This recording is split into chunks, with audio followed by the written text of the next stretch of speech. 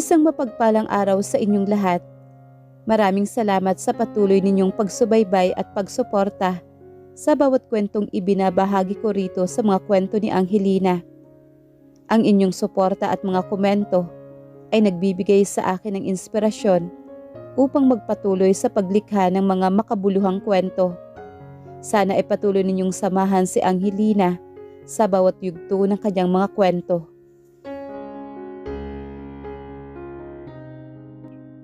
Bakit mo ako pinakasalan, Ralph? Tanong ni Lyra sa karaniwang tono kahit na gusto niyang sumigaw ngunit hindi ito maaari para sa kapakanan ng kanyang ama. At ayokong may pag-ibig sa pagitan nating dalawa. Tayong kasal lamang to sa papel. Hindi kinakailangan may emosyon sa kasal na to. Maghihiwalay tayo makalipas lamang 1 taon, Lyra. Kaya i-enjoy mo lang ang oras mo pansamantala. Nandyan ang butler para alagaan ka. Pagkatapos ng arranged marriage sa lalaking inibig ni Lyra, sa unang tingin pa lang minahal niya na ito.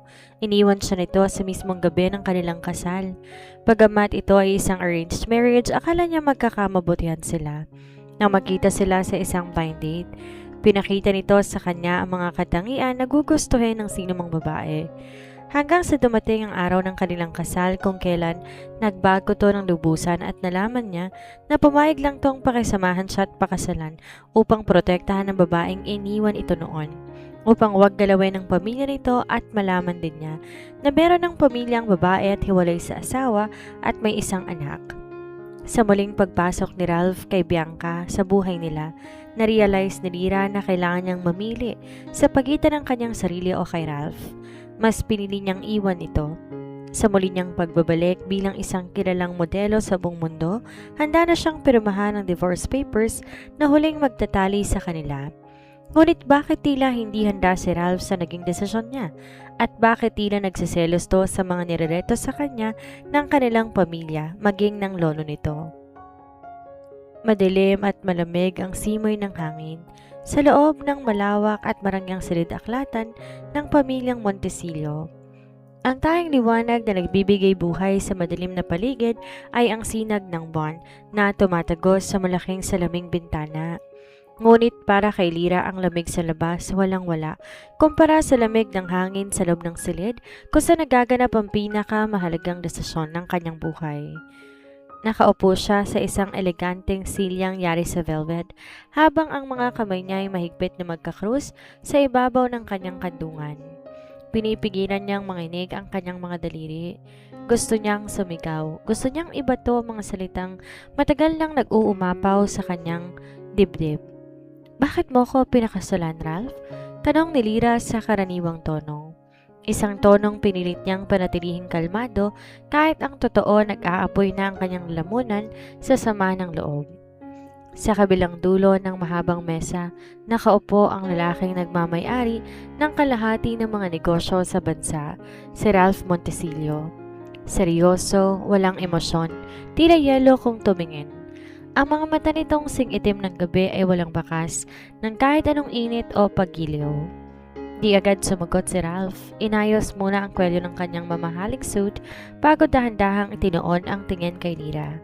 Ang bawat kilos nito ay may otoridad at kapangyarihang kayang magpatahimik sa sinuman. Para sa kapakanan ng iyong ama. Malamig at diretsong sagot ni Ralph. Ang boses nito ay parang matalim na kutsilyo na humati sa katahimikan ng silid. At linawin natin lahat, ngayon pa lang, Lyra. Ayokong may pag-ibig sa pagitan nating dalawa. Tayong kasal lamang to sa papel. Walang emosyong kinakailangan ng pagsasamang ito. Maghihiwalay tayo makalipas na ang 1 taon, Lyra. Kaya i-enjoy mo lang ang oras mo pansamantala. Nandyan ang butler para alagaan ka. Parang may malamig na tubig na ibinuhos sa buong katawan ni Lyra ang mga salitang yon. 1 taon. 1 taon ng pagpapanggap. 1 taon ng pagiging asawa sa pangalan lamang. Bumalik ang alaala ni Lyra sa mga panahong nagsisimula pa lamang lahat. Napakabilis ng mga pangyayari. Parang isang masamang panaginip na gising siyang nangyayari. Pagkatapos ng isang arranged marriage na nilatag ng kanilang mga pamilya, inakala ni Lyra na ang lalaking ito, si Ralph, ay ang pinakamagandang regalong ibinigay sa kanya ng tadhana. Sa unang tingin pa lang, noong gabing nagtagpo ang kanilang mga mata sa isang pribadong blind date na inorganisa ng kanilang mga magulang, minahal na agad siya ni Lyra. Hindi yun simpleng paghanga lamang. Si Ralph ay nagpakita ng mga katangiang gugustuhin ng sinumang babae. Matulungin, magalang, may paninindigan at may lambing na nagpapatibok ng mabilis sa kanyang musmos na puso. Pinaniwala siya ni Ralph na sa kabila ng pagiging arranged ng kanilang kasunduan, may puwang ang pagmamahalan sa kanilang dalawa. Nagpakasasa si Lyra sa maling pag-asa na yon. Ngunit lahat ng pangarap na yon, gumuho sa mismong gabi ng kanilang kasal. Pagkatapos ng seremonya, sa gabing inaasahan niyang magsisimula ang kanilang buhay bilang mag-asawa, iniwan siya ni Ralph sa kanilang tahanan. Walang pasabi, walang paalam, kundi ang malamig na katotohanan na isinampal sa kanyang mukha. Habang tumatagal ang mga araw, unti-unti, nakalap ni Lyra ang totoong dahilan kung bakit siya pinakasalan ni Ralph. Hindi yon dahil sa negosyo at lalong hindi dahil sa pagmamahal. Pumayag si Ralph na pakisamahan at pakasalan siya para sa isang napakahalagang dahilan, upang protektahan ang babaeng iniwan nito noon, si Bianca. Nalaman ni Lyra na may banta mula sa pamilya ni Bianca, kaya't kinailangan nitong ilayo at protektahan ni Ralph. At ang masakit pa nito, nalaman din niya si Bianca meron ng pamilya, hiwalay sa asawa at may isang anak. Ang babaeng inaalagaan at pinoprotektahan ng kanyang sariling asawa ay ang dating minahal nito na hanggang ngayon may puwang pa rin sa kanyang puso. Sa loob ng malaking bahay na yon, naging bilanggo si Lyra ng sarili niyang mga luha. Araw-araw sinubukan niyang maging matatag, ngunit ang bawat pag-alala sa mukha ni Bianca, ang pag-aalala ni Ralph dito ay parang paulit-ulit na pagsaksak sa kanyang dibdib. Ang hangganan ng kanyang pagtitiis ay narating nang muling pumasok si Bianca sa kanilang buhay sa utos sa kagustuhan na rin ng sitwasyon ni Ralph. Doon naliwanagan si Lyra na pagtanto niya gaano man karaming taon ang ibigay niya sa kasunduang to, hindi siya magiging sentro ng mundo ng lalaking pinakasalan niya. Kailangan niyang mamili. Mamili sa pagitan ng pagpapakalunod sa isang relasyong walang patutunguhan habang pinapanood ang sarili na mawala ng dignidad o ang piliin ng sarili at lumayo, at pinili niya ang kanyang sarili. Tumalikod siya kay Ralph, iniwan niya lahat ng luho, ang kasunduan at ang bahay na yon. Lumipad siya tungo sa ibang bansa upang buuin muli ang sarili, at doon, sa gitna ng hirap at pagsisikap, sinilang ang isang bagong Lyra. Isang kilalang modelo sa buong mundo na may pangalan, kapangyarihan at pusong bakal na hindi na magpapatinag sa anumang sakit. Habang nakatitig si Lyra kay Ralph sa kasalukuyan, alam niya ang kabanatang to ng kanyang buhay malapit ng matapos. Hawak niya ang mga papeles na magpapalaya sa kanya. Ngunit sa likod ng kanyang malambig na anyo, may natitira pa kayang abo ng nakaraan o tuluyan na ngang natupok ng apoy ang lahat? Ang malaking mansyon ng mga Montesillo ay tila isang marangyang kulungan para kay Lyra. Yung gabing yon, habang buong kabahayan, tahimik na natutulog ang mga kasambahay, gising na gising ang diwa ni Lyra. Ang mga ilaw sa labas ng hardin sumasalamin sa salamin ng kanyang silid, ngunit ang kadiliman sa loob ng kanyang dibdib ang mas mabigat pasanin. Nakalapag sa ibabaw ng dressing table ang kanyang mga alahas, mga regalong binigay ng pamilya Montesillo sa kanilang kasal. Di niya kinuha kahit isa. Para kay Lyra, ang mga mamahaling batong yon, simbolo lamang ng mga tanikala na pumipigil sa kanyang kalayaan. Ang tanging kinuha niya ay ang kanyang pasaporte, ilang mahalagang dokumento at ang maliit na maletang naglalaman ng mga damit na siya mismo ang bumili gamit ang sarili niyang ipon bago pa man siya ikasal kay Ralph. Habang inihahanda niya ang kanyang mga gamit, sariwa pa rin sa kanyang alaala ang mga pangyayari na tuluyang nakapagpabagsak sa kanyang natitirang pag-asa.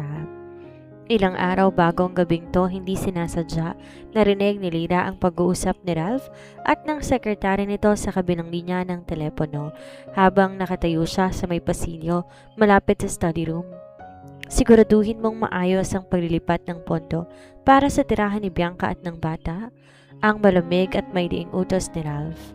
Ayokong may makaalam ng pamilya ko ang nagpoprotekta sa kanila mula sa asawa niyang nananakit.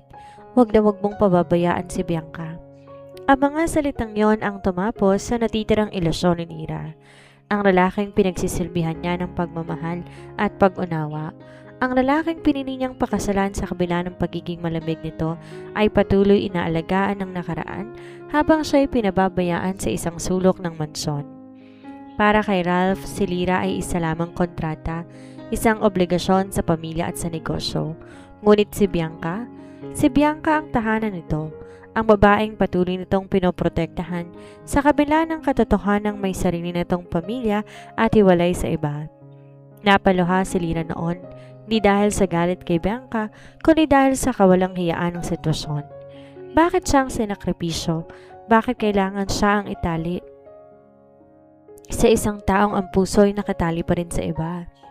Bumalik si Lira sa kasalukuyan ng kanyang alaala habang tinitingnan ng kanyang sarili sa malaking salamin. Hinaplos na ang kanyang mukha. Wala na ang babaeng sunod-sunuran, umiiyak at nagmamakaawa sa atensyon ng asawa. Ang makikita na lamang sa mata niya ay ang matinding determinasyon na tumayo sa sarili niyang mga paa. Tahimik siyang lumabas ng kwarto. Dahan-dahan niyang binuksan ang pintuan ng mansyon. Sinigurong walang maririnig ang butler na naatasang magbantay sa kanya. Ang simoy ng hangin sa labas ay malamig, ngunit sa unang pagkakataon sa loob ng isang taon, naramdaman ni Lira ang init ng kalayaan. Sumakay siya sa isang taxi naghihintay sa labas ng gate. Habang umaandar ang sasakyan palayo sa mansyon na nagbigay sa kanya ng pinakamasakit na aral sa buhay, lumingon siya sandali sa huling pagkakataon. Paalam, Ralph, bulong niya sa hangin. Naiwan ko sa iyo ang kasunduan.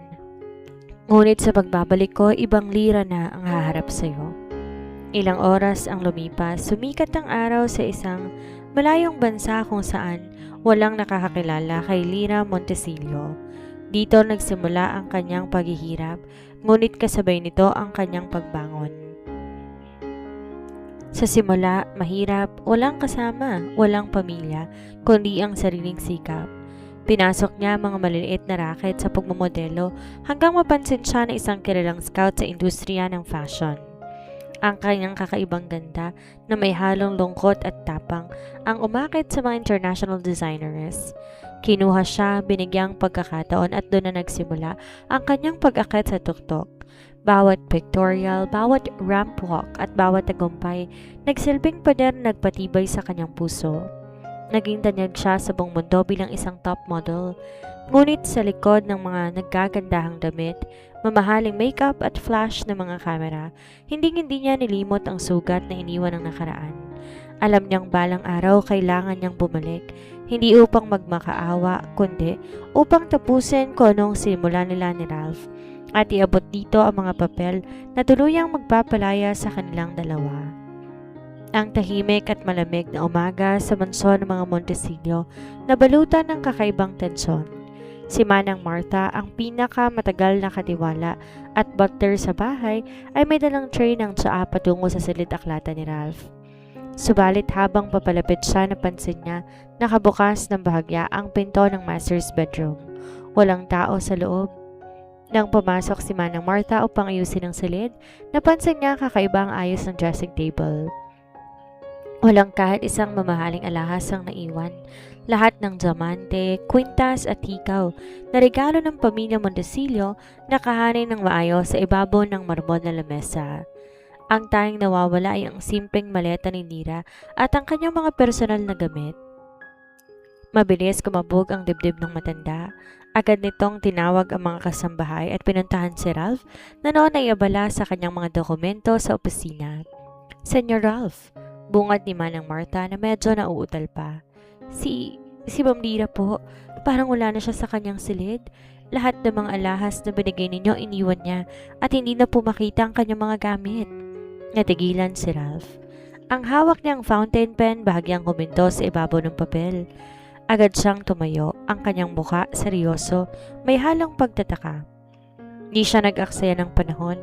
Mabilis siyang naglakad patungo sa silid na tinutukoy ng matanda. Pagpasok ni Ralph sa silid, sinalubong siya ng malamig na hangin at ng labis na katahimikan. Nakita niya ang mga mamahaling alahas na nakalagay sa ibabaw ng mesa. Sa tabi nito may isang maliit na puting sobre na may nakasulat na pangalan niya gamit ang pamilyar at eleganteng sulat kamay ni Lyra. Para kay Ralph. Nanginginig ng kaunti ang mga daliri ni Ralph nang buksan niya ang sobre. Kinuha niya ang nakatagong papel at binasa ang mga katagang iniwan ng kanyang asawa. Ralph, tinupad ko ang kasunduan natin na maging asawa sa papel at naghintay ako sa panahong akala ko may puwang pa ako sa buhay mo. Ngunit nalaman ko ang lahat, ang pag-aalaga mo kay Bianca, ang pagpoprotekta mo sa kanyang nakaraan, at ang katotohanan na ang puso mo kailanman hindi naging akin. Hindi ko na kailangan magtagal sa isang lugar kung saan ako ang pangalawa lamang. Huwag mo akong hanapin. Hayaan mo akong mabuhay ng malaya. Magkikita na lang tayo pagdating ng taktang panahon para sa tuluyang pagtatapos ng lahat ng to, Lyra. Parang binagsakan ng langit at lupa si Ralph. Ang malamig at walang emosyon niyang mukha na palitan ng gulat at di makapaniwalang ekspresyon. Ang dibdib niya parang sinaksak ng paulit-ulit. Mabilis niyang tinawagan ng kanyang sekretarya upang ipasuri ang mga flight manifest sa paliparan, ngunit huli na ang lahat. Lumipad na si Lyra patungo sa ibang bansa, ilang oras na ang nakararaan. Habang abala si Ralph sa pag-aatas sa kanyang mga tauhan na hanapin si Lyra, biglang bumukas ang pinto ng kanyang opisina. Pumasok si Bianca kasama ng kanyang 6 na taong gulang na anak. Baka sa mukha ni Bianca ang pag-aalala. Ralph, narinig ko ang balita. Totoo bang umalis na si Lyra? Tanong ni Bianca habang nakatingin sa mukha ng bilyonaryo na puno ng matinding galit sa sarili. Tumingin si Ralph kay Bianca. Sa mga panahong lumipas, ginawa niya ang lahat para protektahan ang babaeng to dahil sa utang na loob at sa pangako ng pamilya nito. Ngunit sa unang pagkakataon, habang tinititigan niya si Bianca, hindi na ang awa o pag-aalaga ang nararamdaman niya, kundi isang malalim na pagsisisi. Dahil sa pagtuon niya ng pansin sa pagprotekta kay Bianca, hinayaan niyang mawala ang tunay na asawa na tahimik na nagmamahal sa kanya. Oo, Bianca, malamig na sagot ni Ralph, ang boses puno ng pait. Umalis na siya, at sa pagkakataong to pakiramdam ko, tuluyan ko siyang naiwala. Natahimik si Bianca na pagtanto niya na kahit ano pang pilit niya sa atensyon ni Ralph, ang pusong minsan ng sumuko ning hindi na magiging kanila pa. Sa gabing yon, habang nakatitig si Ralph sa madilim na syudad, mula sa mataas na salamin ng kanyang opisina, naramdaman niya ang unang patak ng luha sa kanyang mga mata. Huli na mapagtanto niya na ang kasunduang binuo niya sa papel naging dahilan upang mawala ang pinakamahalagang kayamanan na kailanman ay binigay sa kanyang buhay. Ang Paris ay kilala bilang lungsod ng pag-ibig at ilaw, ngunit para kay Lyra ito ang naging entablado ng kanyang muling pagsilang. Makalipas ang ilang taon mula nang iwan niya ang mansyon ng mga Montesilio, ang dating mahiyain at nasasaktang asawa tuluyan ang naglaho. Sa ilalim ng mga nagniningning na ilaw ng Eiffel Tower at sa gitna ng abalang mundo ng fashion, nakatayo ang isang babaeng may kakaibang tikas at kapangyarihan. Si Lyra ay isa na ngayong international na supermodel. Ang mukha ng mga pinakadakilang couture brands, ang paboritong musa ng mga tanyag direktor at litratista, at isang pangalan na iginagalang sa buong mundo. Ngunit ang tagumpay na ito ay hindi binigay sa isang iglap lamang. Alalang-alala pa ni Lyra ang mga unang araw niya sa Europa. Walang kasama, walang kasiguraduhan at may sugat pa sa dibdib mula sa kasunduang binasag ni Ralph. Sa mga unang buwan, naranasan niyang mamuhay sa isang maliit at malamig na attic apartment sa labas ng sentro ng lungsod. Kumain siya ng mga delata at tinapay habang nag-a-apply sa iba't ibang maliliit na modeling agency. Maraming beses siyang tinanggihan. May mga araw na pabalik-balik siya sa mga audition habang umiiyak sa gitna ng ulan dahil sa sobrang pagod at pangungulila. "Huwag kang iiyak, Lyra," bulong niya sa kanyang sarili habang nakatingin sa maliit na salamin ng kanyang tinutuluyan. "Kung pinili niyang sirain ang puso mo para sa iba, ikaw naman ang bubuo sa iyong sarili, para sa iyong sarili." Ang sakit na yon ang ginawa niyang lakas. Nag-aral siyang maglakad sa runway nang may tindig na nagsasabi na walang sino mang may karapatang yurakan ng kanyang pagkatao. Pinag-aralan niya ang sining ng pagpoposisyon sa harap ng kamera, kung saan ang mga mata hindi na nagpapakita ng lungkot, kundi ng lalim, misteryo, at hindi matatawarang kumpiyansa. Hanggang isang araw dumating ang break na nagpabago sa lahat. Isang sikat na fashion designer mula sa Milan ang nakakita sa kanyang litrato sa isang portfolio. Nabigha nito sa kakaibang timpla ng lambing at tapang sa mukha ni Lira. Kinuha siya agad bilang pangunahing modelo para sa isang Grand Autumn Collection. Mula noon ang kanyang mukha lumitaw sa mga billboard sa New York, Tokyo at Milan. Siya si Lira, ang modelong hinahangaan ng lahat, ngunit nanatiling mailap at may pader sa kanyang paligid. Kahit napapaligiran siya ng mga mamahaling damit, flash ng mga kamera, at mga matagumpay na personalidad, may mga sandaling natitira siyang mag-isa sa kanyang penthouse suite na tinatanaw ang buong syudad ng Paris. Sa mga gabing yon, di maiwasan ni Lira na maalalang nakaraan. Naalala niya ang malamig na tinig ni Ralph, ang mga salitang tanging kasal lamang ito sa papel, at ang mukha ni Bianca na paulit-ulit sumasagi sa kanyang isip. Bagamat pinatawag niya na ang kanyang sarili, ang sugat ng pagtataksil sa emosyon ay nanatiling nakatatak sa kanyang dibdib. Isang gabi, pagkatapos sa isang matagumpay na fashion show, kinausap siya ng kanyang manager na si Madame Claire, hawak ang isang makapal na sobre.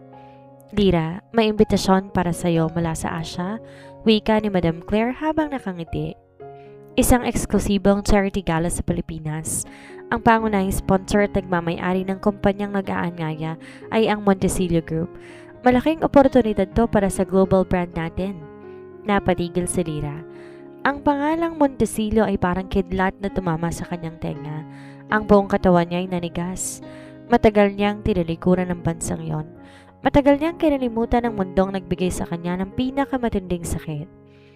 Tumingin siya sa salamin at hinawakan ang kanyang mukha. Tiningnan niya ang modelong nakatayo sa kanyang harapan. Matatag, maganda at walang kinatatakutan.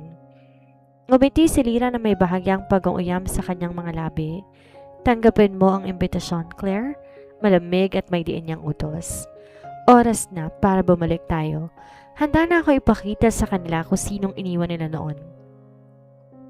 Ang pribadong eroplanong lumapag sa Ninoy Aquino International Airport, sinalubong ng mainit na sikat ng araw sa Pilipinas.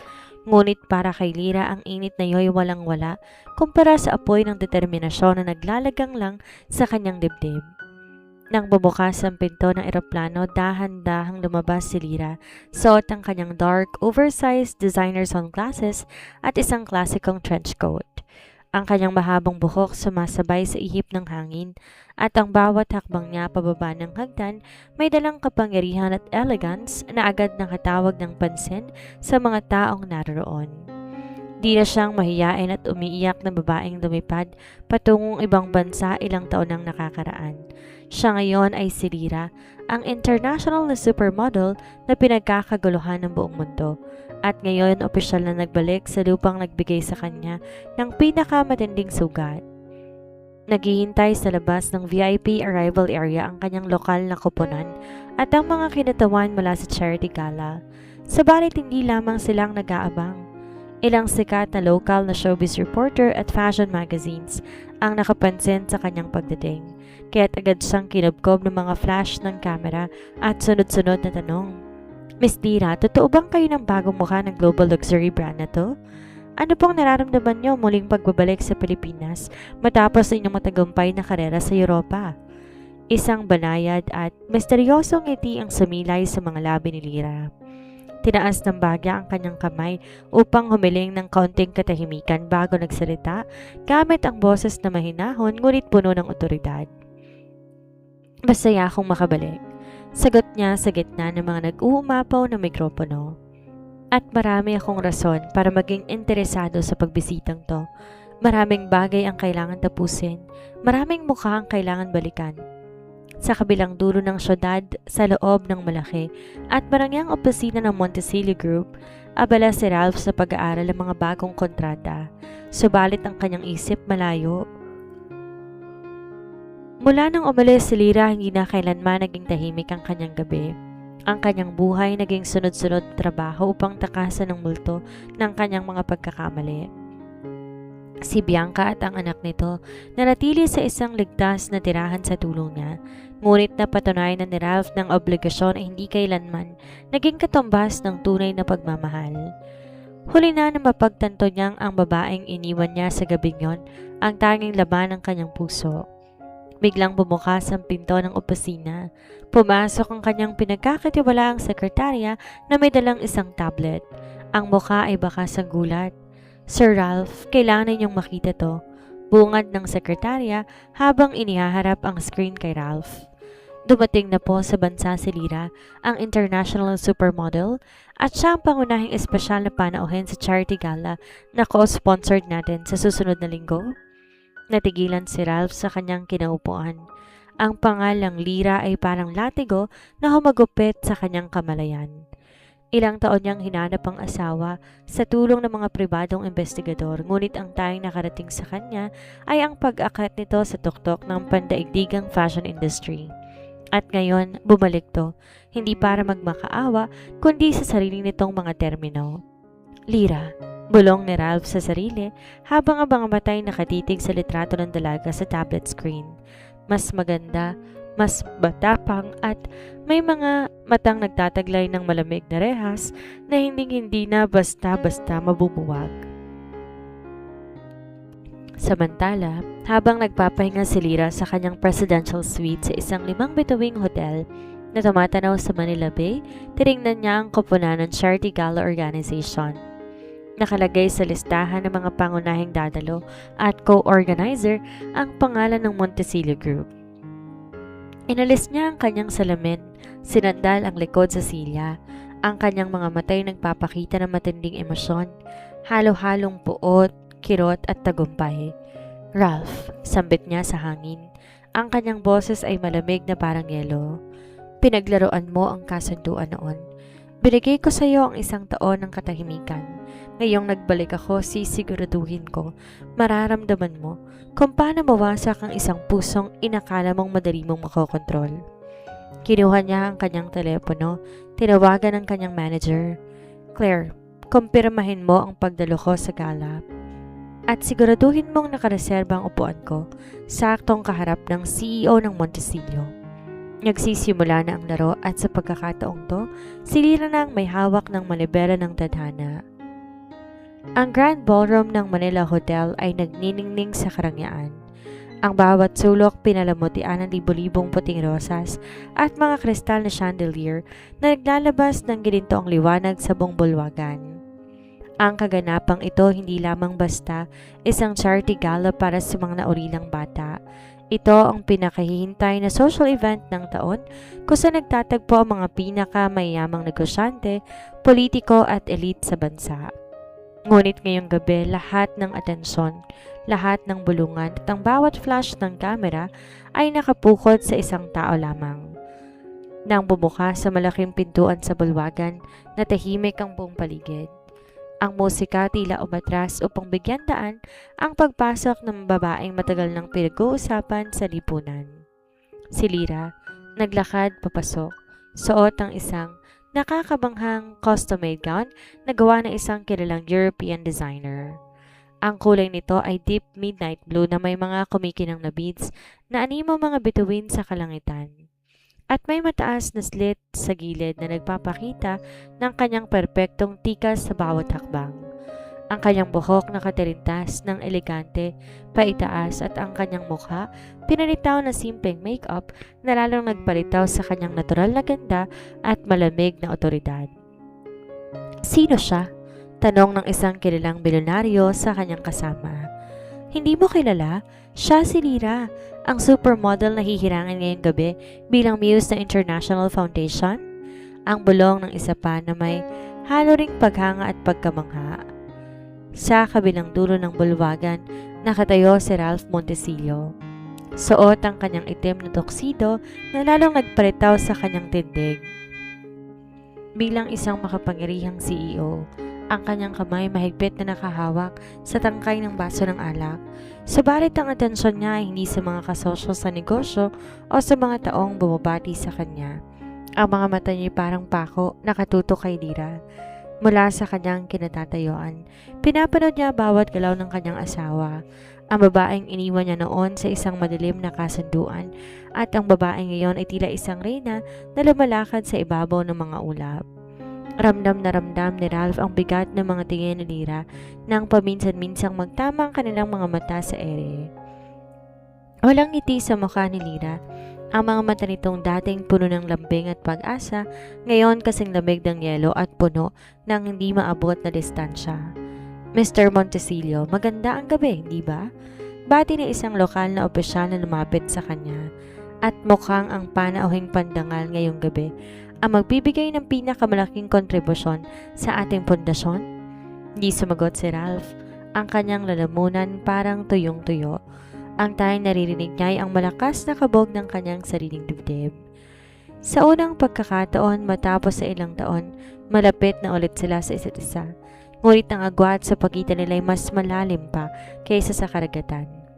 Ayon sa seating arrangement na ihanda ng komite, ang upuan para sa pangunahing panauhin nakalagay sa presidential table, saktong sa tapat ng silya ng CEO ng Montesillo Group.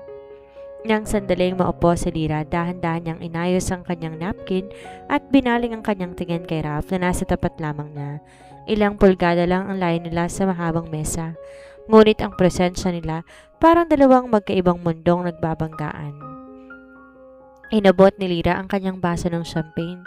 Tumingin ng diretso sa mga mata ni Ralph at nagwika gamit ang boses sa tanging silang dalawa lamang ang nakakarinig sa gitna ng ingay ng paligid. Magandang gabi, Ralph. Matagal-tagal din tayong hindi nagkita. O dapat ko bang sabihin, nagkabalikan sa isang lugar na hindi na kailangan ng kasunduan sa papel? Natigilan si Ralph. Ang pag-amin sa kanyang sarili na mahal niya ang babaeng to ay sumuntok sa kanyang sikmura ng may matinding puwersa. Huli na ba ang lahat para baguhin ang nakaraan? O simula pa lang to ng isang mahaba at madugong laban para sa kanyang kalawang pagkakataon? Ang init ng mga chandelier sa Grand Ballroom tila walang binatbat sa nagbabagang tensyon sa pagitan ng presidential suite kung saan nakaupo si Lyra at Ralph. Ang bawat galaw niya ay parang eksena sa isang pelikula na pinapanood ng buong lipunan. Mula sa mga maimpluwensyang negosyante hanggang sa mga osisero at mapanuring mga mata ng mataas na lipunan. Di nagtagal ang katahimikan na magsimula ang programa. Ang host ng gabi, masayang umakyat sa entablado upang formal na buksan ng charity gala at ipakilala ang mga pangunahing tagapagtaguyod, lalo na ang Montesillo Group na siyang pangunahing donor ng pundasyon. Ngunit sa kabila ng palakpakan at tugtugin ng orkestra ang atensyon ng mga tao sa loob ng silid, dahan-dahang lumipat sa kakaibang sining ng pananahimik sa pagitan ng dalawang pangunahing tao sa lamesa. Kinararangal po nating iharap sa inyo ang mukha ng bagong global campaign para sa ating mga bata, ang natatanging supermodel na nagbigay karangalan sa ating bansa sa buong mundo, Miss Lyra, ang masiglang pagpapakilala ng host. Sabay-sabay lumingon lahat ng tao sa direksyon ni Lyra. Sa halip magpakita ng pagkailang, marahang tumayo si Lyra. Ang kanyang pagtayo, kalmado, may poise, punong-puno ng kapangyarihan. Inayos niyang laylayan ng kanyang midnight blue gown bago naglakad patungo sa entablado. Habang naglalakad siya, ang bawat hakbang niya tila may dalang mensahe para sa lahat, lalo na para sa lalaking nakatitig sa kanya mula sa ibaba. Si Ralph hindi kumurap. Nakatingin siya sa asawang iniwan niya noon sa dilim na isang kasunduan at ngayon nagniningning sa ibabaw ng entablado sa ilalim ng pinakamatingkad na liwanag. Nang hawakan ni Lyra ang mikropono, ang kanyang tinig ay malinaw, malamig, ngunit may kakaibang lambot na pumukaw sa bawat puso ng nakikinig. Magandang gabi sa inyong lahat. Simula ni Lyra habang ang kanyang tinig ay ang mga matay saglit na dumapo kay Ralph. Maraming taon nang lumipas nang lumisan ako sa bayang ito, dala ang sugat ng nakaraan. Akala ko ang pag-alis ay paraan upang takasan ng sakit. Ngunit natanto kong ang pagbabalik ay hindi para balikan ang nakaraan, kundi para ipakita ng isang pusong sinira ay may kakayahang bumangon, lumipad at maging buo ng mag-isa, nang walang kasunduan sa papel, walang takot at walang pagsisisi. Isang malakas na palakpakan ang sumabog sa buong bulwagan. Maraming namangha sa talas at talim ng kanyang mga salita. Ngunit para kay Ralph, ang mga katagang yon ay parang mga latigong humahagupit sa kanyang bughi. Alam niya ang mensahe para sa kanya. Ang bawat salita ni Lyra ay patunay na huli na nga bang lahat upang siya'y mapatawad. Matapos ang kanyang maikling talumpati, bumaba si Lyra sa entablado upang magtungo sa VIP lounge sa gilid ng bulwagan. Habang naglalakad siya sa isang medyo tahimik na pasilyo malapit sa mga hardin, naramdaman niya ang presensya ng isang taong sumusunod sa kanya. Hindi niya na kailangan lumingon upang malaman kung sino to. Ang mabibigat na yabag at ang pamilyar na amoy ng mamahaling pabango ay sapat na upang sabihin sa kanya na nakasunod si Ralph. Lyra, ang basag at mababang tinig ni Ralph habang humihinto ilang hakbang mula sa kanyang likuran. Dahan-dahan lumingon si Lyra. Ang kanyang muka ay nanatiling seryoso at walang emosyon. Tinaas niya ang kanyang kilay habang nakatingin sa lalaking minsang nagmay-ari ng kanyang buong mundo. Anong kailangan mo, Ralph? Malamig niyang tanong. Tapos na ang palabas sa entablado. Kung tungkol to sa mga pirma ng divorce papers, sinabi ko na sa'yo, ipadala mo na lang sa aking abogado. Hindi mo kailangan sundan pa ako dito. Lumapit si Ralph, ang kanyang mga mata puno ng pakiusap at matinding pagod na hindi kailanman nakita ng publiko sa isang sikat na bilyonaryo. Di ko kailangan ng mga papel na yon, Lyra, wika ni Ralph habang dahan-dahang lumalapit. Sinusubukang abutin ang kanyang kamay, ngunit mabilis na umiwas si Lyra. Alam ko, nagkamali ako. Sinira ko ang pinakamagandang bagay na ibinigay sa akin ng tadhana dahil nabulag ako sa nakaraan, pero pakiusap, bigyan mo pa ako ng pagkakataon? Handa akong patunayan na karapat-dapat ako sa'yo. Isang malamig na ngiti ang sumilaw sa mga labi ni Lyra. Isang ngiting may halong pait at tagumpay. 1 taon, Ralph, bulong ni Lyra habang tinitigan ng diretso ang mata ng asawa. 1 taon mo kong pinabayaan sa loob ng mansyon yon habang inaalagaan mong iba. Ngayon sinasabi mo gusto mo ng pagkakataon? Pasensya na, Ralph. Ang pusong sinira mo sa papel, hindi na mabibili ng simpleng pagsisisi ngayon. Ang matinding tagpo sa pagitan ni Lyra at Ralph sa likod ng bulwagan naiwan ang bilyonaryo sa gitna ng kadiliman at katahimikan. Habang pinapanood niyang lumakad palayo si Lyra na may dalang hindi natitinag na likas, naramdaman ni Ralph ang bigat ng kanyang mga kasalanan. Subalit ang pagsubok sa kanya hindi lamang nagmula kay Lyra, at sa pagtitipong yon hindi lang si Ralph ang bida, kundi ang babaeng minsan ang tinaboy ng kanilang pamilya. Nakaupo si Don Eduardo sa kanyang mahogany chair. Nakatutok ang matatalim na mata kay Ralph na nakatayo sa kanyang harapan. Ipinahiya mo ang pangalan ng ating pamilya noon, Ralph. Malalim at may otoridad na wika ng matanda. Pinakasalan mo si Lyra hindi para mahalin, kundi para sa isang malamig na kasunduan. At ngayon bumalik siya bilang reyna sa buong mundo. Hinahayaan mo lang siyang lumayo habang nagmamasid ka sa isang tabi? Lolo, ginawa ko lahat para pagtatanggol sana ni Ralph. Wala kang ginagawa, putol ni Don Eduardo. Kung di mo kayang ipaglaban ang asawa mo, may ibang mga agaw niyan. Alam mo ba kung sinong kasalukuyang nakikipagpulong ngayon kay Lyra para sa isang malaking negosyo at personal na pag-aanyaya? Si Lucas Sandoval. Nanlaki ang mga mata ni Ralph. Si Lucas Sandoval ay kilala hindi lamang bilang pinakamagaling na bilyonaryong negosyante sa Asia, kundi pati na rin sa pagiging tanyag na binata na matagal nang may lihim na paghanga kay Lyra mula pa nang una silang magtagpo sa Paris.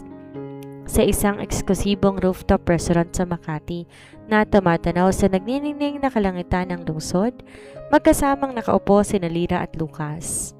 Ang paligid ay tahimik, sinasabayan ng marahang tugtog ng biolin at ang malamig na simoy ng hangin. Si Lucas nakasuot na isang formal na abuhing suit, ang mga matay may halong paghanga habang nakatitig sa mata ni Lyra na umiinom ng puting alak. Di ko akalain ang pinakamagandang modelo sa Paris ay magiging sentro rin ng usapin dito sa sarili nating bansa, Lyra. Nakangiting wika ni Lucas habang iniaabot ang isang baso ng mamahaling champagne. At mas lalo kung hindi akalain na ang tulad mong malaya at matagumpay ay nakatali na pala sa isang kasunduang walang saysay sa isang lalaking katulad ni Ralph Montesilio. Tiningnan ni Lyra si Lucas. Alam niya, matagal nang may interes sa kanya ang binata at dito nag-aalinlangan ipakita yun sa publiko. Maraming beses na rin padala si Lucas ng mga bulaklak at regalo sa kanyang suite, bagay na alam niyang nakakarating din sa kaalaman ng mga taong nagmamanman sa kanya, lalo ng pamilya Montesilio. Ang mga kasunduan, kayang basagin, Lucas? May hinaong sagot ni Lyra habang binaba ang kanyang baso. At ang nakaraan ay nananatiling nakaraan. Walang sino mang makapagpapabago sa mga sugat na iniwan nito. Kung gayon, hayaan mo kung tulungan kang buksan ang bagong kabanata. Seryosong pakiusap ni Lucas habang hinawakan ng marahan ang gilid ng mesa papalapit sa kanya. Di ko hahayaang saktan ka pa niyang muli, Lyra. Nandito ako para patunayan na may mga lalaking handang maghintay at magpahalaga sa isang tulad mo. Habang nag-uusap ang dalawa, hindi napansin ni Lyra ang pagbukas ng glass doors sa kabilang bahagi ng restaurant. Ang mga security guard sa labas, sinubukan pigilan ng isang taong may dalang galit at desisyon sa mukha, ngunit huli na ang lahat. Si Ralph Montesilio pumasok sa loob ng VIP area. Ang kanyang mukha ay seryoso, madilim at ang mga kamao nito mahigpit na nakakuyom habang nakikita ang lapit ni Lucas kay Lyra. Mabilis tumayo si Lyra nang makita si Ralph. Ang kanyang mukha biglang nandamig. Anong ginagawa mo rito, Ralph? Malamig niyang tanong habang si Lucas naman kalmadong tumayo, humarap sa bilyonaryong asawa ng babae. Di sumagot si Ralph agad. Ang kanyang mga mata lumipat kay Lucas bago binalik kay Lyra, puno ng selos, galit sa sarili at matinding pagnanais na ipaglaban kung ano ang nararapat sa kanya. Di ko hahayaan na may ibang umangkin sa kung anong akin, Lyra. Matigas at may diing wika ni Ralph habang ang buong restaurant ay natahimik sa tensyong namagitan sa tatlong makapangyarihang tao. Ang hangin na umuugoy sa rooftop restaurant biglang naging mabigat at puno ng tensyon. Ang bawat mata sa paligid ay tila napakaw sa tatlong taong nakatayo sa gitna ng VIP area.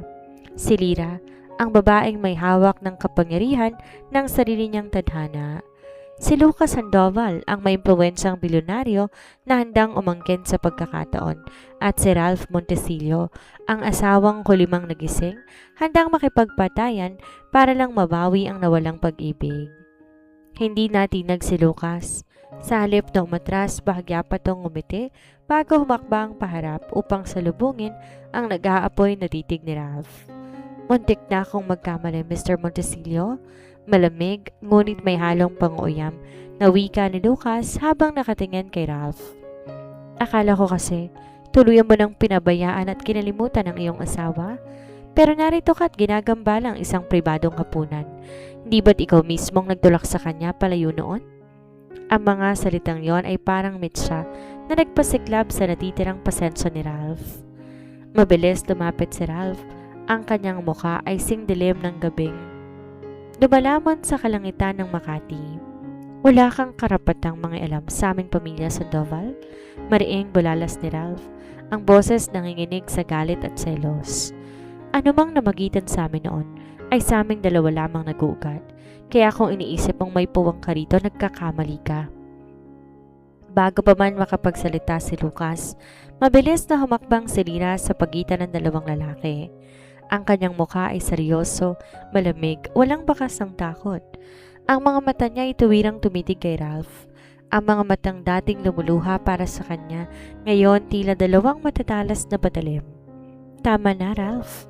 Malinaw at may otoridad na wika ni Lyra. Ang boses niya ay sapat upang patahimikin ang dalawang bilyonaryo. Wala kang karapatang magsalita ng ganyan dito. Pamilya? Kailan mo pa nakilalang pamilyang kasunduan na ikaw mismong lumapastangan?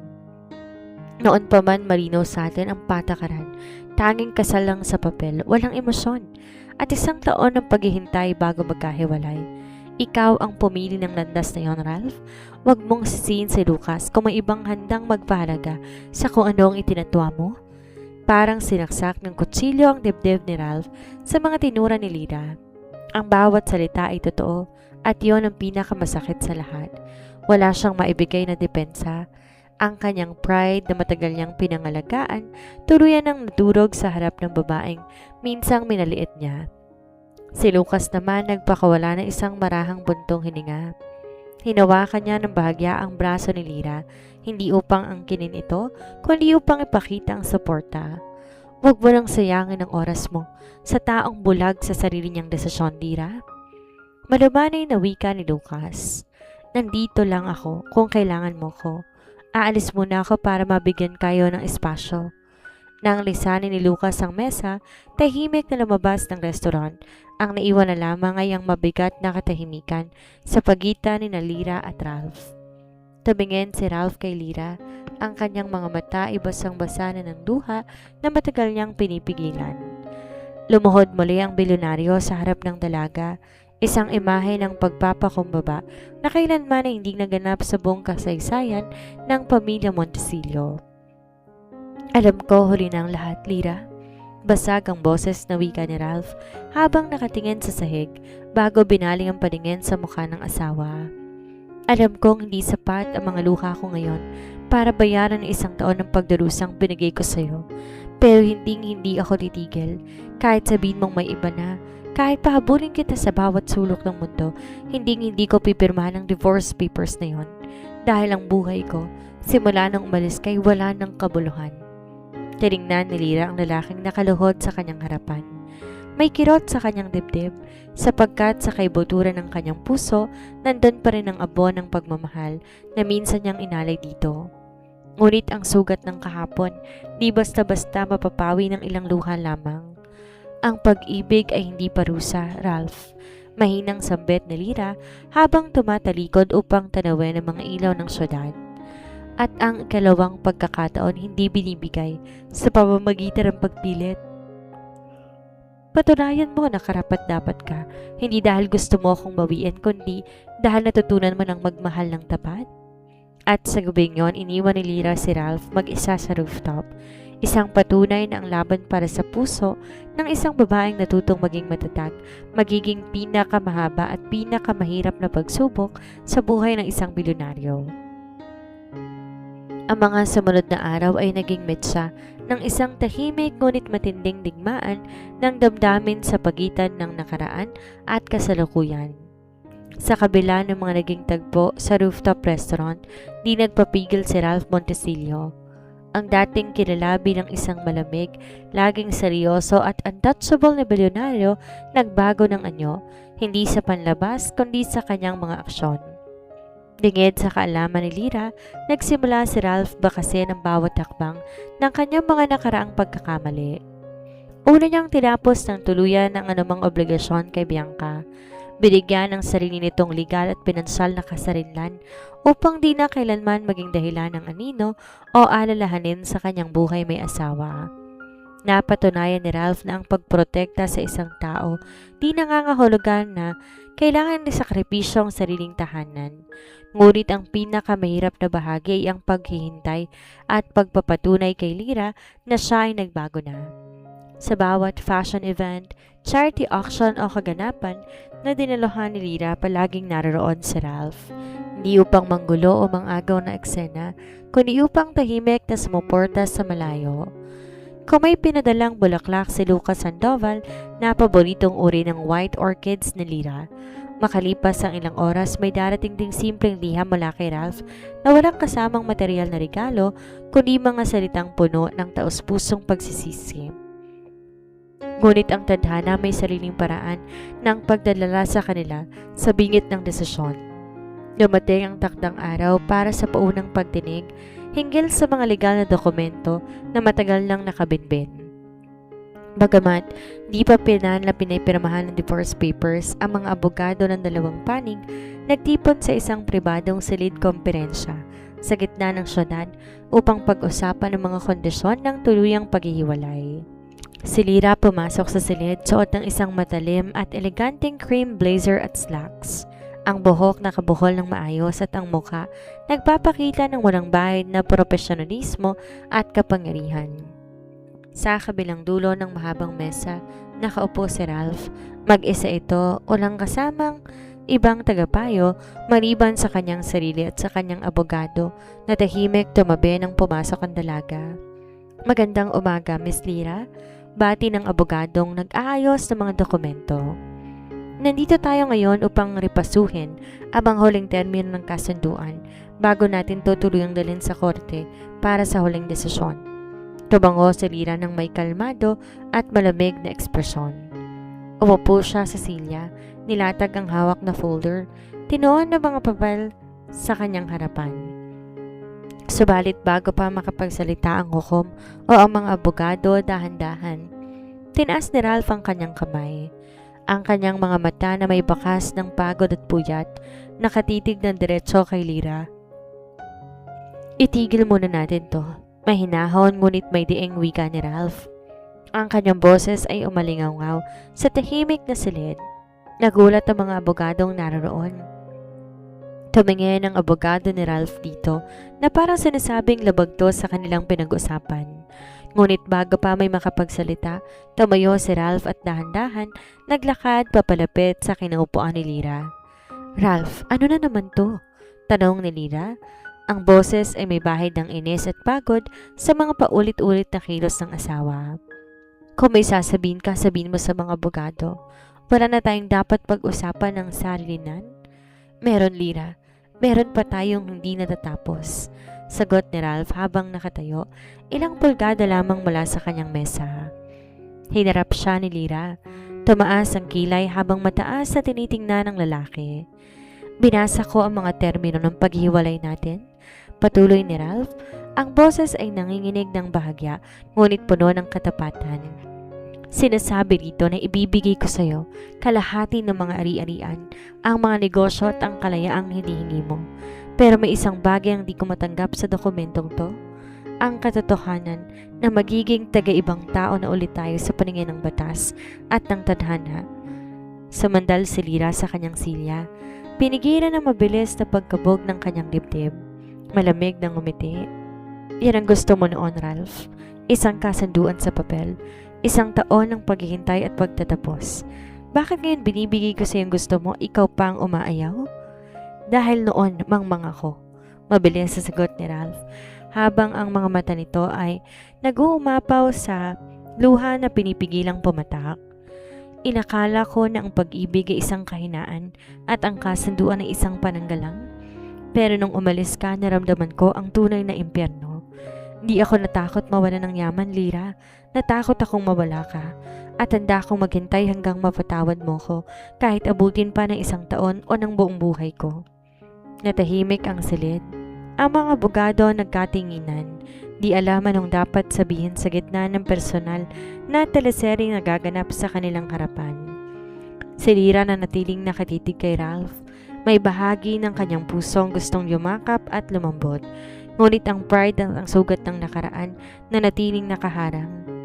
Tumayo siya na may tikas, kinuhang kanyang folder, tinignan ng asawa sa huling pagkakataon bago lumakad patungo sa pinto. Ang mga salita madaling sabihan, Ralph, malamig niyang wika habang hinahawakan ng doorknob. Pero ang tiwala binubuo ng mga gawa, hindi ng mga pangako sa harap ng abogado. Patunayan mo munang hindi na ng lalaking nag-iwan sa akin sa dilim bago mapag-usapan ang ikalawang pagkakataon. Ang buong kalangitan sa ibabaw ng Maynila biglang dumilim nang sumapit ang hapon. Isang malakas na tropical storm ang nagbabalang magdala ng malalakas na ulan at hangin sa buong rehiyon. Kaya't ang mga kalsada agad sinundan ng mabibigat na trapiko at pagkaantala ng mga flight at biyahe.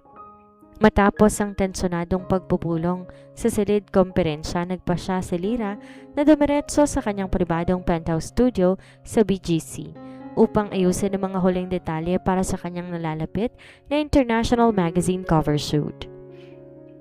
Subalit habang papalapit ang sasakyan sa gusali, bumuhos ang malalakas na patak ng ulan na kalaunay naging sanhi na isang matinding pagbuhos. Isang tipikal na sumpa ng bagyo sa Pilipinas na kayang paralisahin ang buong syudad sa loob lang ng ilang oras. Habang naglalakad si Lira patungo sa private elevator ng kanyang building, napansin niya ang isang pamilyar na itim na sasakyan na nakaparada sa hindi kalayuan. Ang ilaw ng sasakyan ay nakabukas at sa kabila ng maitim na tent ng salamin, alam na alam niya kung sino nagmamay-ari nito, si Ralph.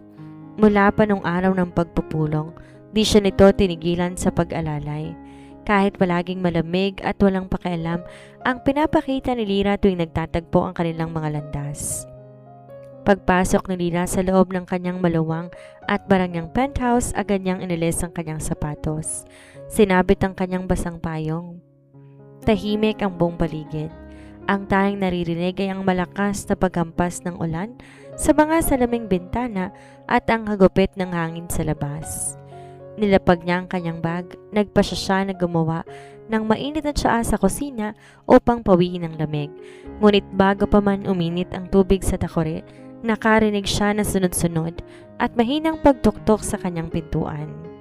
Kumunot ang noo ni Lira. Sino naman kayang aakyat sa ganitong oras at sa gitna ng napakalakas na bagyo? Ang mga security guard sa ibaba mahigpit na pinagbilinan, huwag papasukin ang sinuman, lalo na si Ralph. Dahan-dahan siyang naglakad patungo sa pintuan. Nang silipin niya ang peephole, tumambad sa kanya ang mukha ni Ralph. Basang-basa ang mamahaling suit, magulo ang buhok at ang mga mata ay namumula dahil sa puyat at lamig ng ulan. Wala tong dalang payong. Halatang tuwakbo to mula sa parking lot papasok sa gusali nang sawayin ng mga tagapagbantay. Dahil sa inis at awa na naghahalo sa kanyang dibdib, mabilis na binuksan ni Lira ang pintuan. "Baliw ka ba, Ralph?" Bulyaw ni Lira. Ang boses ay may halong galit at pagkabigla na makita ang itsura ng asawa. "Anong ginagawa mo rito sa ganitong oras at sa gitna ng bagyo? Gusto mo bang magkasakit?" Di agad sumagot si Ralph. Nakatayo to sa labas, nanginginig ang buong katawan dahil sa lamig ng ulan. Ngunit ang mga matay nakatitig lamang kay Lira na parang ito na ang huling tanaw sa kanyang buhay. Dahan-dahan tong pumasok sa loob kahit hindi inaanyayahan. Ang mga sapatos nag-iwan ng bakas ng tubig sa malinis na sahig ng penthouse.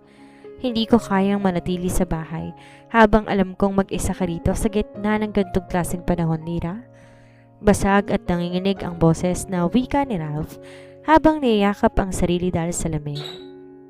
"Kahit anong pilit kong lumayo, kapag sinabi mong ayaw mo akong makita, hindi sumusunod ang mga paa ko. Dahil ang tahanan ko, ang buhay ko, naririto kung nasan ka." Tiningnan ni Lira si Ralph. Ang bilyonaryong kilala sa kayabangan, sa kapangyarihan at sa katigasan ng ulo, ngayon nakatayo sa kanyang harapan. Basang-basa, basag ang emosyon. May bahagi sa kanyang loob na gustong magmatigas, ngunit ang alaala ng kanilang nakaraan. Ang mga panahong nagmamahalan pa sila ng tapat bago masira ang kasunduan, biglang bumalik sa kanyang isip. "Ang tanga mo, Ralph," mahinang sambit ni Lira, habang kanyang mga mata unti-unting lumambot na puno ng luha na matagal niyang pinipigilan. "Bakit ngayon ka pa nagkaganito? Ngayong tapos na ang lahat? Ngayong pinili ko ng lumayo para sa sarili ko." Kinuha ni Lira ang isang malaking tuwalya mula sa banyo. Mabilis na binalot to sa nanginginig na katawan ni Ralph. At sa gabing yon, sa gitna ng hagupit ng bagyo sa labas, ang dalawang pusong pinaghiwalay na isang maling kasunduan, muling napilitang harapin ang katotohanan. Naganaman katagal silang nagtago sa galit, ang pag-ibig na natitira, nananatili pa ring buhay at nag-aabang ng paghilom. Ang malalakas na hampas ng hangin at ulan sa labas ng penthouse patuloy na lumilika ng nakakatakot na ingay. Ngunit sa loob ng silid, ang tanging maririnig ay ang mabibigat na paghinga at ang tahimik na pagpatak ng tubig mula sa damit ni Ralph patungo sa sahig. Nakatayo si Lira, hawak ang tuwalya na ibinalot niya sa asawa. Ang init ng katawan ni Ralph unti-unti sumasalamin sa lamig ng gabing iyon. Habang nakatitig siya sa mukha ng bilyonaryo, na ngayon wala nang bakas ng kayabangan kundi purong pagsisisi at pangungulila. Naramdaman niya ang unti-unting paglambot ng kanyang puso na matagal ding binuon ng mga pader ng galit. "Maupo ka rito, Ralph," utos ni Lyra sa mahinahon ngunit seryosong tono.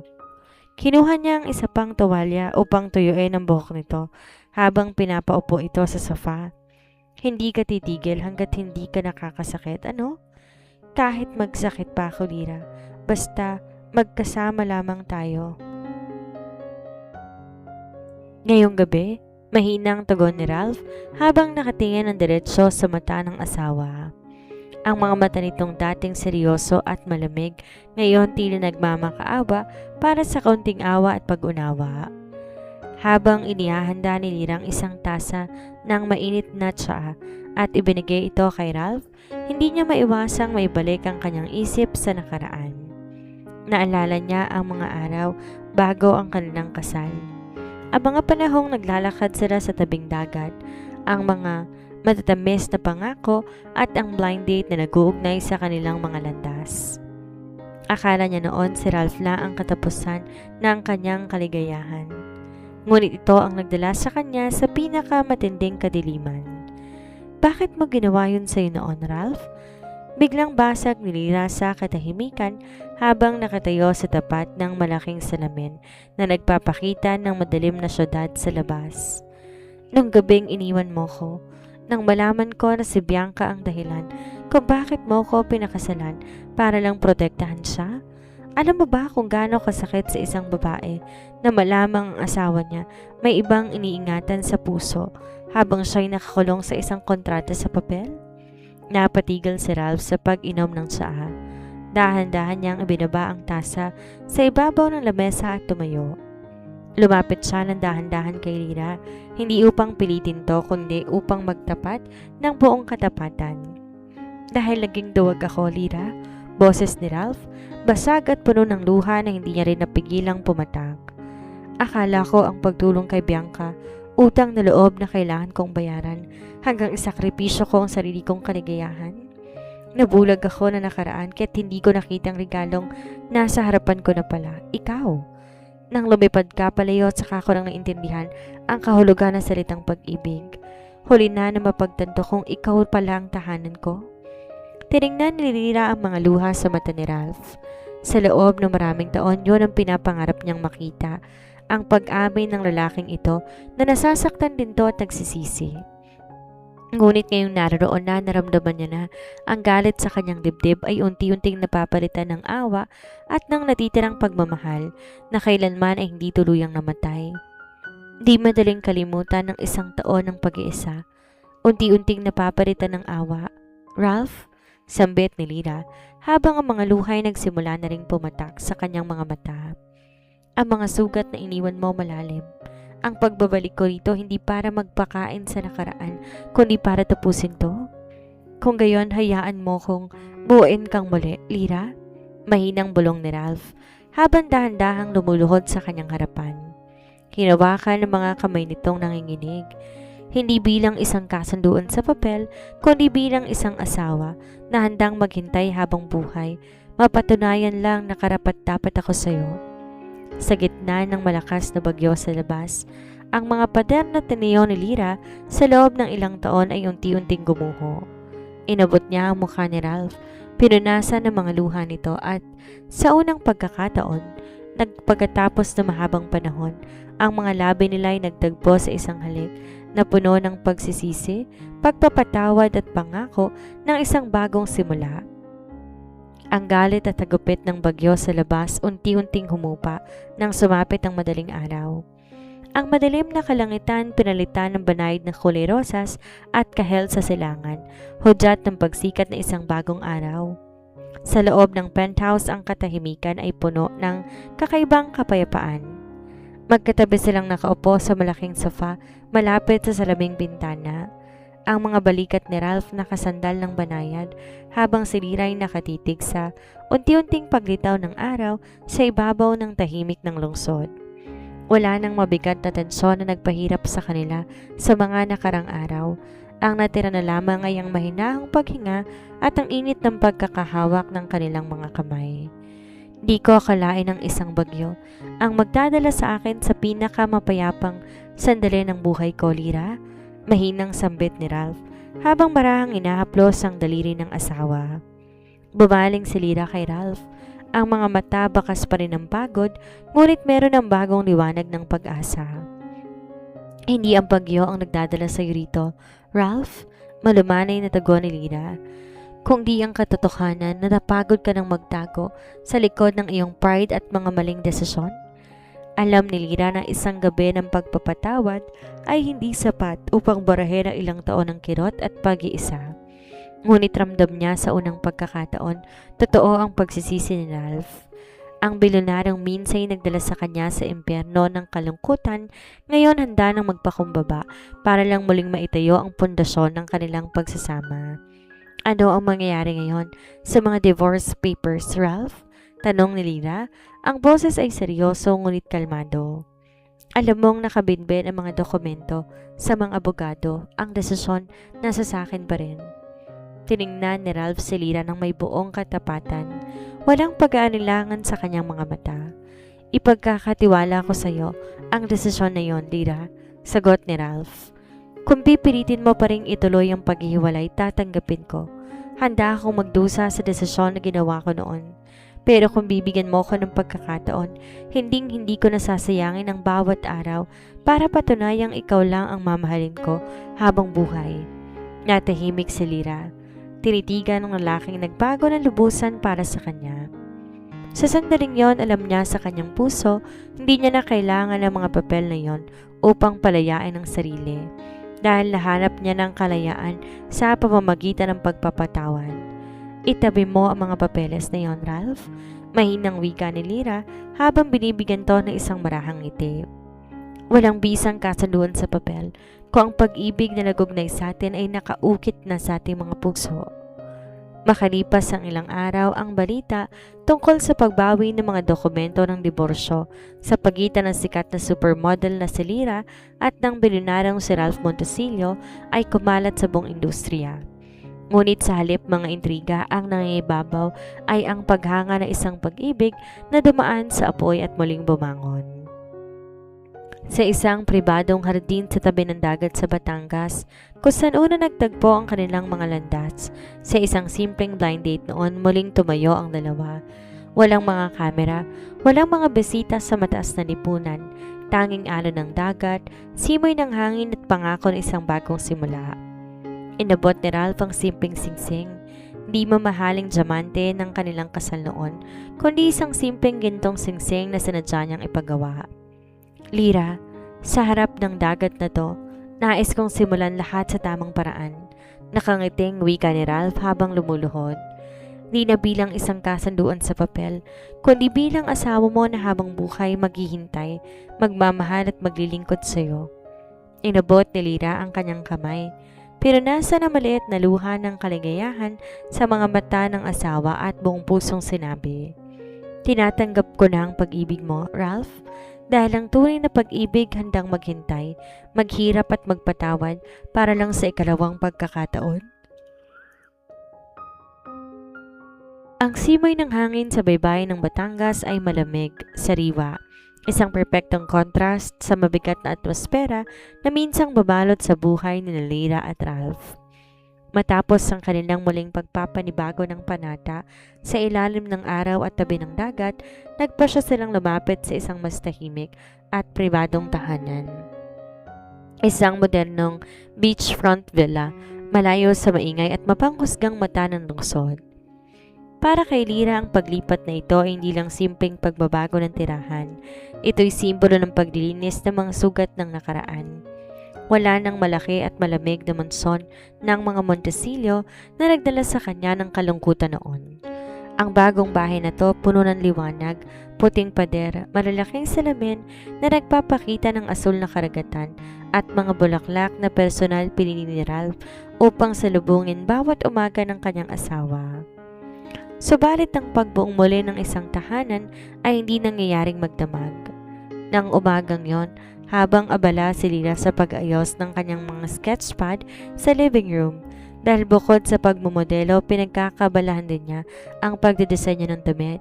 Dumating si Ralph mula sa kanyang home office, bit-bit ang isang tasa ng kape. Masyado ka namang nagpapakapagod sa mga disenyong yan, Lara.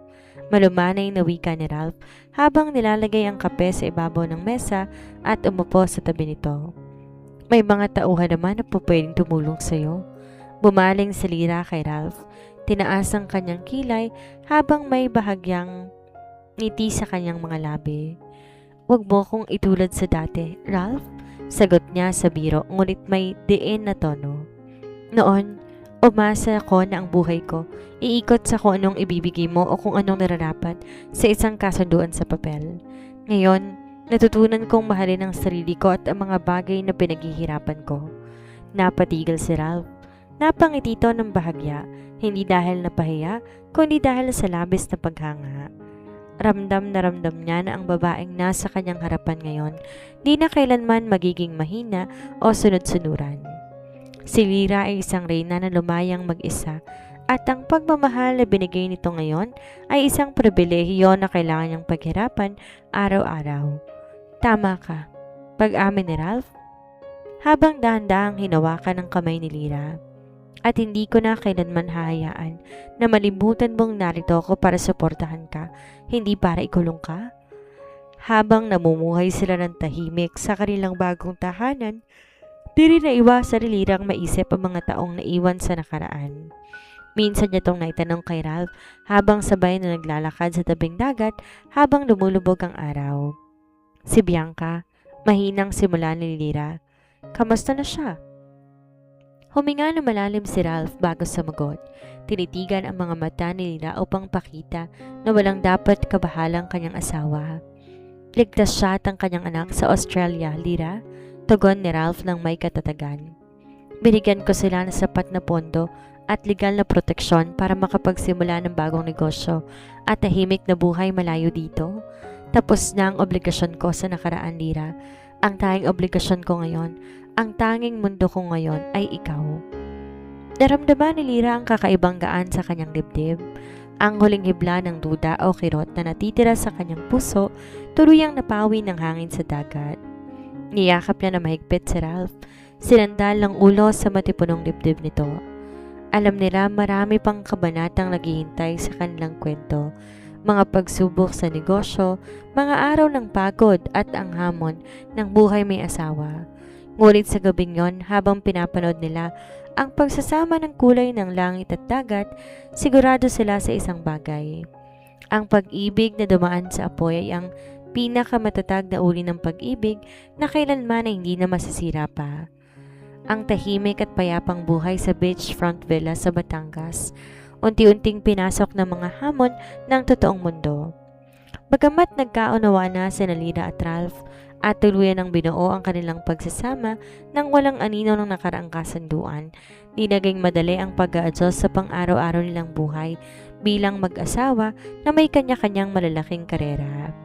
Si Lira, bukod sa pagiging sikat na international supermodel, formal na nagdunsad ng kanyang sariling fashion line na nakabase sa Pilipinas, ang Lira Montesillo Couture.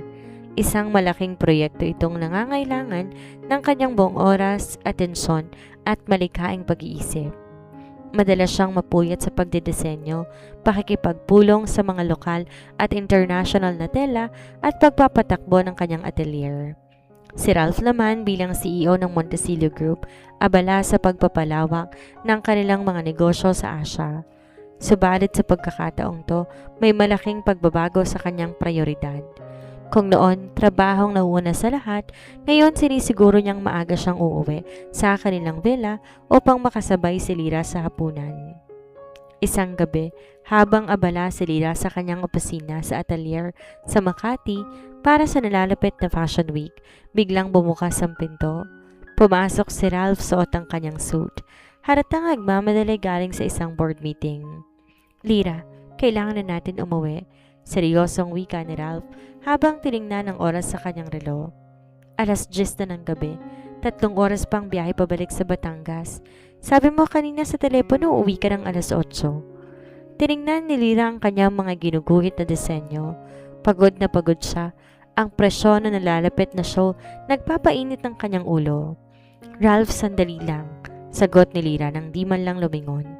Hindi pa tapos tong huling koleksyon. Kailangan ko tong matapos ngayong gabi dahil bukas ipapadala na sa mga tahian. Pwede bang mauna ka muna o maghintay ng kaunti? Lumapit si Ralph sa mesa. Hinawakan ng marahan ang gilid nito. Pinigilan ang paggalaw ng kamay ni Lyra nang may hawak na lapis. Ilang gabi nang ganito, Lyra. Boses ni Ralph. May bahagyang pag-aalala at pagkainis. Nagdesisyon tayong lumipat sa Batangas para magkasama tayo, para magsimula ng pamilya. Pero parang mas binibigyan mo pa ng oras ang trabahong ito kaysa sa ating dalawa. Napatigil si Lyra. Ang pagod at ang bigat ng emosyon biglang sumabog sa kanyang dibdib. Mabilis siyang tumayo, kinabig ang kamay ni Ralph at tiningnan to diretso sa mga mata. Anong sinabi mo? Galit na tanong ni Lyra, nanginginig ang boses. Akala ko ba suportado mo ko? Akala ko ba naiintindihan mo na hindi ako ang Lyra noon na nakakulong lang sa mansyon at naghintay sa pagdating mo? Pinaghirapan kong pangalang to, Ralph. Nung iniwan mo ko, sarili ko lang kasama kong para bumangon. Tapos ngayon isusumbat mo sa akin na inuuna kong trabaho ko kaysa sa'yo? Natahimik si Ralph. Ang mga salitang binitawan ni Lyra parang latigong humagupit sa kanyang budhi. Alam niya may punto ang asawa.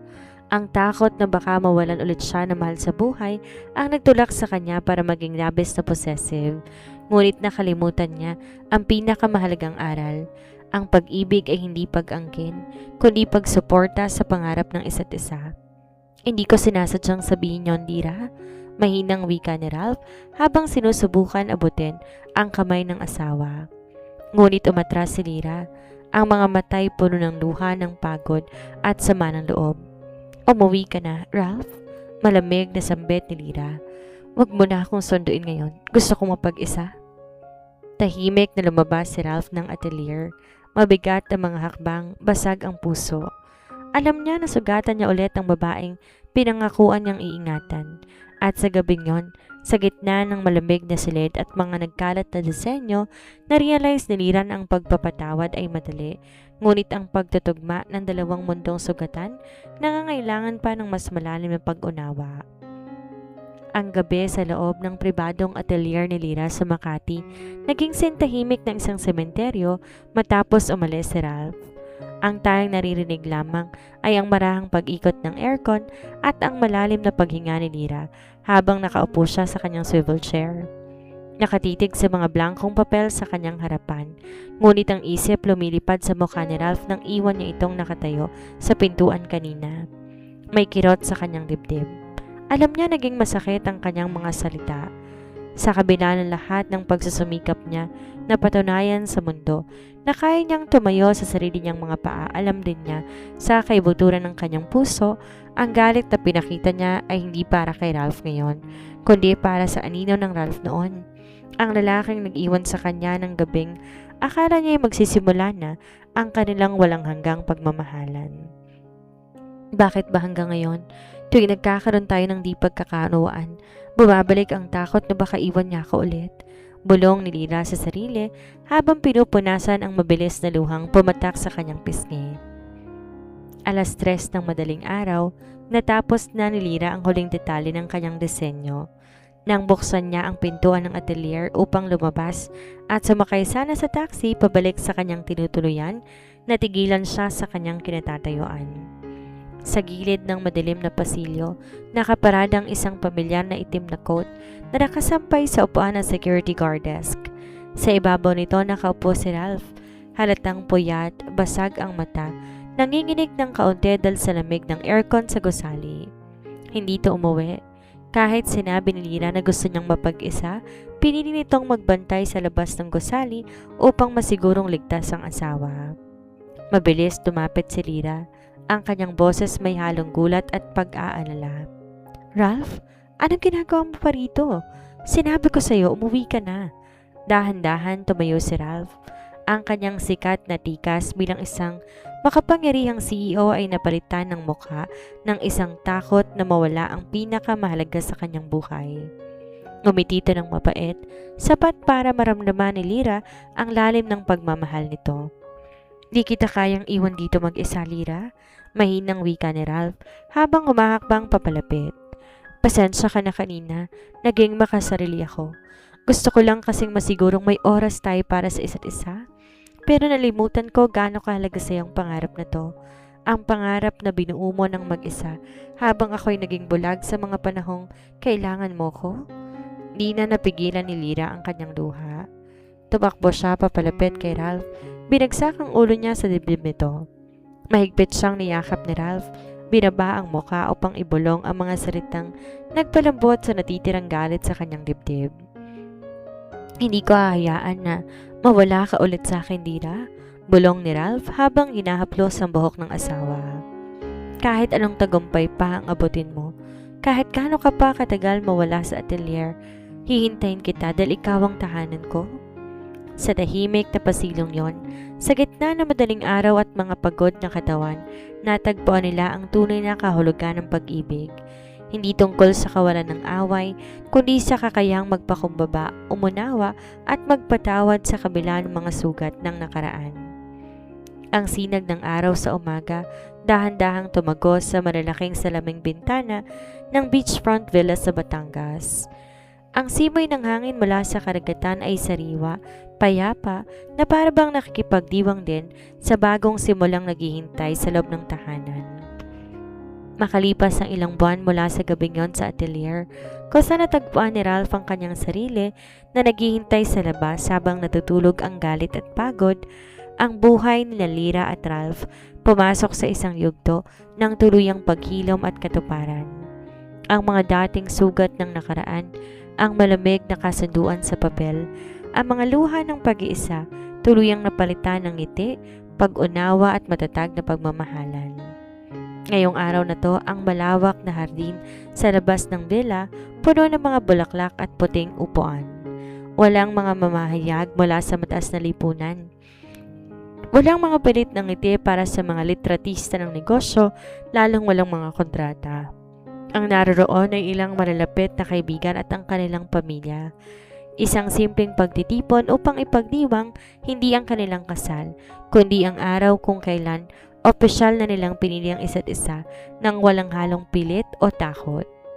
Suot ni Lyra ang isang simpleng puting linen dress na may pinong purda na siya mismong nagdisenyo. Ang kanyang buhok natural na nakalugay, hinayaang sumabay sa ihip ng hangin mula sa dagat. Si Ralph, nakasuot ng puting long sleeve polo, naka-roll up ang manggas, malayo sa formal at mabigat na suit na suot niya noon bilang isang malamig na CEO. Habang naglalakad si Lyra sa pasilong gawa sa puting rosas, tungo sa gazebo sa tabing dagat, sinalubong siya ng mga mata ni Ralph. Sa mata ng bilyonaryo walang bakas ng kayabangan, purong paghanga, pagmamahal at luha ng labis ng kaligayahan. Nang tumayo si Lyra sa harapan, dahan-dahang hinawakan ni Ralph ang kanyang kamay.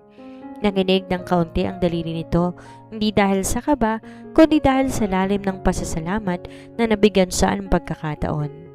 Lyra, simula ni Ralph. Ang boses ay basag, puno ng buong katapatan na umaalingaw sa tahimik na dalampasigan. Nung unang araw na nagkita tayo, inakala kong ang buhay ay isa lang kontrata na kailangan sundin. Pinaglaruan ko ang tadhana at iniwan kita sa kadiliman dahil nabulag ako sa takot at maling tungkulin. Akala ko noon ang pag-ibig ay kahinaan na kailangan pigilan. Huminto sandali si Ralph. Tiningnan ng diretso ang mga mata ni Lyra habang ang mga luha tuluyang pumatak sa pisngi.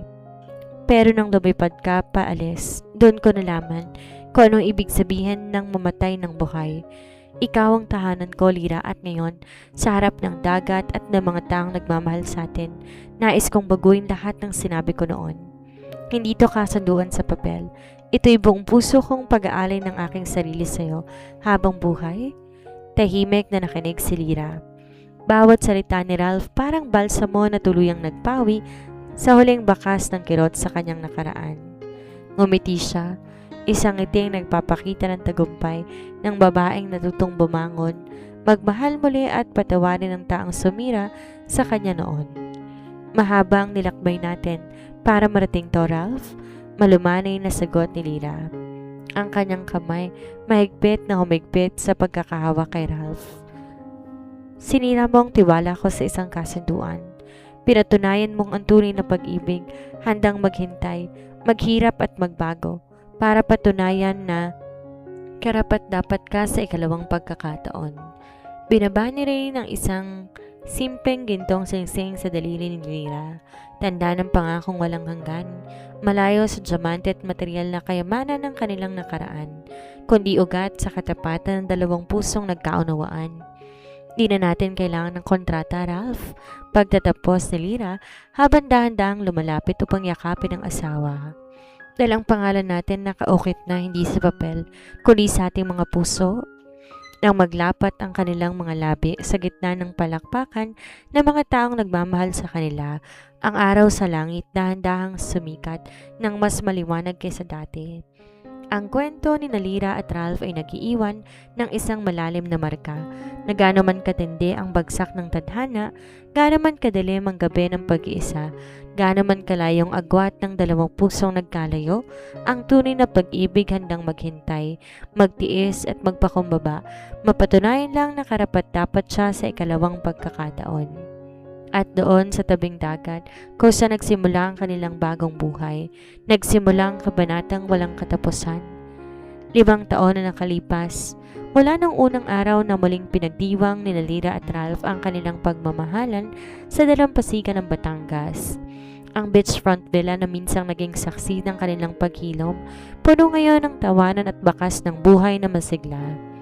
Ang Lyra Montesillo Couture, isa na sa mga pinakarespetadong pangalan sa industriya ng fashion sa Asia. Kilala di lamang sa ganda ng disenyo, kundi sa kwento ng katatagan na nakapaloob sa bawat koleksyon. Si Lyra, na dati isang modelo lang na sunod-sunuran, isa na ngayong ginagalang na designer at matapang na negosyante na nagsisilbing inspirasyon ng maraming kababaihan. Si Ralph naman, bagaman nananatiling matagumpay na pinuno ng Montesillo Group, hindi ng lalaking laging nakatali sa kanyang telepono o sa mga board meetings. Ang kanyang opisina sa bahay madalas nakabukas, hindi para sa trabaho kundi para maging silid-aralan at palaruan. Isang hapon habang ang araw dahan-dahang lumulubog sa abot tanaw, si Lyra nakaupo sa veranda ng kanilang villa. Nagbabasa ng libro, nakatanaw sa 2 nilang na tumatakbo sa dalampasigan. Ang isa ay ang 4 na taong gulang nilang anak na lalaki. May katigasan ng ulo ni Ralph pero may matatamis na mata ni Lyra. Ang isa naman ay ang 3 taong gulang nilang anak na babae, mahilig sa fashion tulad ng kanyang ina. Hinahabol sila ni Ralph habang nagtatawanan. Ang bilyonarong minsan ay kinatakutan ng marami, ngayon nagtatatakbo sa buhanginan. Buhat-buhat ang kanilang bunsong anak. Lumapit si Ralph kay Lyra. Basang-basa ng tubig dagat ang kanyang polo, magulo ang buhok. Naupo siya sa tabi ng asawa at kinuhang kamay nito. Hinahalikan bawat daliri na may suot pa ring simpleng gintong singsing. Napapagod ka ba sa kanila? Tanong ni Ralph na may halong pag-aalala at pagmamahal. Tiningnan ni Lyra ang kanyang asawa. Sa kabila ng paglipas ng panahon, ang pagmamahal na nakikita niya sa mata ni Ralph di nagbago, mas malalim, mas matatag at mas totoo. Pagod? Napangiti si Lyra. Hindi, masaya ako. Sa totoo lang, ito ang pangarap na hindi ko inakalang matutupad ng mga panahong akala ko'y katapusan na ng mundo ko. Hinaplos ni Ralph ang pisngi ni Lyra. Pinagmasdan bawat linya ng kanyang mukha na nagpapakita ng kanilang pinagdaanan. Salamat dahil pinili mo akong patawarin, mahinang sambit ni Ralph. Kung di dahil sa pagtsatsaga mo, kundi dahil sa pagpapatawad mo, wala tayo rito ngayon. Pinatawad kita dahil naiintindihan kong ang pag-ibig ay hindi tungkol sa pagiging perpekto, tugon ni Lyra. Tungkol to sa 2 taong nagkamali, nasaktan, ngunit nagpa siyang bumangon na magkasama. Ang The Billionaire's Pretend Wife na kwento natin noon, tapos na yun. Ang kwento natin ngayon hindi nagawa-gawa. Ito'y totoo, mahirap, masaya at higit sa lahat, permanente. Habang ang gabi unti-unting lumalamon sa liwanag, sabay-sabay silang pumasok sa loob ng bahay. Ang vela na puno ng mga alaala, ng mga pagkakamaling na pagtagumpayan at ng pag-ibig na nagbunga. Sa itaas ng kanilang kama, sa loob ng master's bedroom, nakasabit ang isang frame na naglalaman ng kanilang unang litrato nung sila nagsisimula pa lamang. At sa tabi nito ang pinakabagong portrait ng kanilang buong pamilya. Ang kwento ni Lyra at Ralph ay hindi lamang isang simpleng naratibo ng pagmamahalan. Ito'y isang paalala na sa gitna ng bilyon-bilyong tao sa mundo, ang tadhana ay may kakaibang paraan upang pagtagpuin ng mga pusong handang maghintay, magpatawad at tunay na magmahal. Ang bagyo ay lumipas na, ang araw ay sumikat at ang kanilang happily ever after hindi lamang isang wakas. Ito'y isang bagong kabanata na kanilang sinusulat sa bawat pagising ng bawat umaga.